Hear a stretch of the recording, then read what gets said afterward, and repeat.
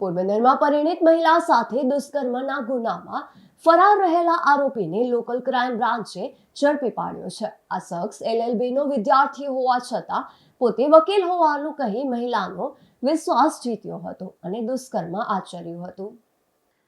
પોરબંદરમાં LLB નો વિદ્યાર્થી ચિરાગ ટપ્પુ સિંગરખિયાએ પોતે વકીલ હોવાની ઓળખ આપી એક પરિણીત મહિલાનો સંપર્ક કર્યો હતો. આ ફરિયાદ મુજબ શખ્સે મહિલાના છૂટાછેડાની કાયદેસરની કાર્યવાહી કરાવી આપવાનું કહી વિશ્વાસમાં લીધા હતા.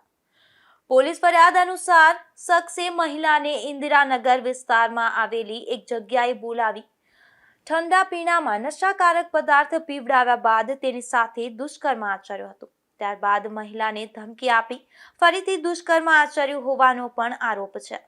સાથે જ પોલીસમાં ફરિયાદ કરશે તો જાનથી મારી નાખવાની ધમકી આપી હોવાનું પણ ફરિયાદમાં જણાવ્યું છે.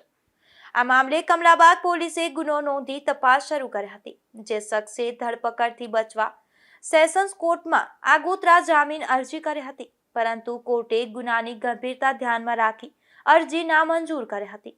ત્યારબાદ આ શખ્સ ફરાર થઈ ગયો હતો. તે દરમિયાન લોકલ ક્રાઇમ બ્રાન્ચને બાતમી મળતા છાયાની ઉપલી કેનાલ નજીક સ્મશાન વિસ્તાર પાસેથી દરોડા પાડી ચિરાગ ટપ્પુ સિંગરખિયાને ઝડપી લેવામાં આવ્યો હતો. હાલ પોલીસે શખ્સની પૂછપરછ શરૂ કરી છે, જેમાં કોર્ટમાં રિમાન્ડ મેળવવાની કાર્યવાહી પણ હાથ ધરવામાં આવશે. નિપુલ પોપટ સાથે અશોક થાનકી, ગુજરાત ન્યૂઝ, પોરબંદર.